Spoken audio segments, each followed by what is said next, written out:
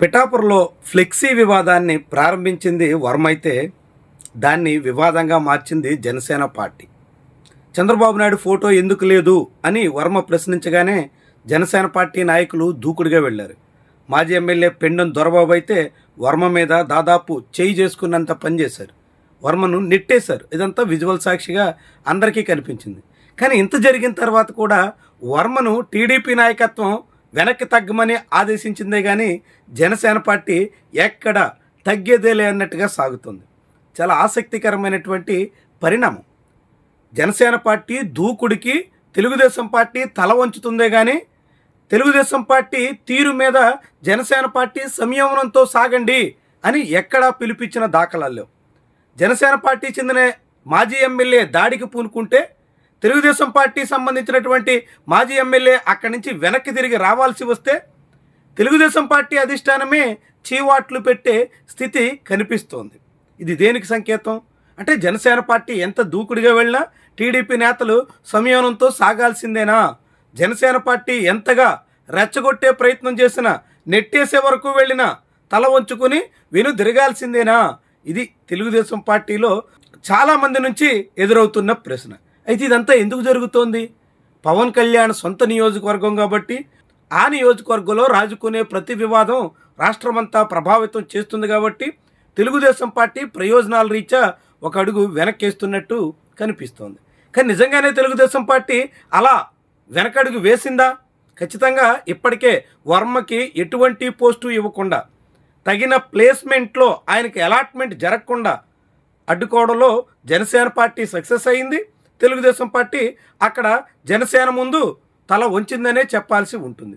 ఇప్పుడు కూడా నేరుగా వర్మ మీద దాడి చేసే ప్రయత్నం జరిగిన తెలుగుదేశం పార్టీ నాయకత్వమే వర్మకు వార్నింగ్ ఇచ్చిందే తప్ప జనసేన పార్టీ నాయకత్వం పెండెం దొరబాబుని ఎక్కడ వెనక్కి తగ్గమని ఆదేశించిన ఆనవాళ్లే లేవు. సరిగ్గా ఇదే సమయంలో ఇప్పుడు పిఠాపురంలో కొణిదెల నాగబాబు పర్యటిస్తున్నారు. జనసేన పార్టీలో అస్సలే సాధారణంగా ఉన్న పరిస్థితిలో అగ్గి రాజేసి కొత్త వివాదాలు సృష్టించడంలో సిద్ధహస్తుడిగా నాగబాబుకి గుర్తింపు ఉంది. 2025 మార్చిలో అదే పిఠాపురం సమీపంలో జరిగిన జనసేన పార్టీ ఆవిర్భావ సభలో వర్మ పుండు మీద కారం చెల్లిన ఘనత నాగబాబుది. వర్మని కర్మ అంటూ ఎద్దేవా చేయడం ద్వారా వర్మని తీవ్రంగా అవమానించినటువంటి గనుడు నాగబాబు. ఇప్పుడు ఆ జనసేన పార్టీ ఎమ్మెల్సీ పిఠాపురం వెళ్ళడం ద్వారా పిఠాపురంలో ఆయన ఎలాంటి సంకేతాలు ఇస్తారు? జనసేన పార్టీకి ఇంక ఎంత దూకుడు తత్వాన్ని అలవాటు చేస్తారు? ఇదంతా కీలకమైనటువంటి విషయం. ఒకటి మాత్రం స్పష్టంగా కనిపిస్తోంది, పిఠాపురంలో తెలుగుదేశం పార్టీ ఇక జనసేన ముందు బి టీమ్గా ఉండాలే తప్ప తాము కూడా సమ ఉజ్జీలమే అంటే ఇక తగదనేటువంటి సంకేతాన్ని చంద్రబాబు ఇచ్చేశారు. మరి అలా బి టీమ్గా తెలుగుదేశం పార్టీ తలొగ్గి సాగడం సాధ్యమేనా? వర్మ లాంటి నాయకుడు ఉండగా అది జరిగేనా? ఇవన్నీ కూడా ముఖ్యమైనటువంటి ప్రశ్నలు. వర్మ స్వభావ రీత్యా ఆయన సహజ ధోరణ రీత్యా అలా ఎక్కడ తలొగ్గే అవకాశం చాలా తక్కువ. ఇలాంటి తరుణంలో వర్మని టీడీపీ నాయకత్వమే పక్కన పెట్టాల్సి ఉంటుంది. కాకుంటే టీడీపీని వీడి వర్మ పక్కకు తప్పుకోవాల్సి ఉంటుంది. ఈ రెండు జరిగేటంత వరకు పిఠాపురంలో తెలుగుదేశం పార్టీ జనసేన ముందు తల వంచుకునే అవకాశం ఉండదు. తల వంచుకునేటంత వరకు జనసేన సహించే అవకాశం కూడా కనిపించట్లేదు. ఇంత వివాదం తర్వాత నాగబాబుని పిఠాపురంలో పంపించడం ద్వారా పిఠాపురం జనసేన పార్టీ వ్యవహారాన్ని నాగబాబు సమన్వయం చేయడం ద్వారా చాలా క్లియర్ సంకేతాన్ని జనసేన పార్టీ పంపిస్తోంది.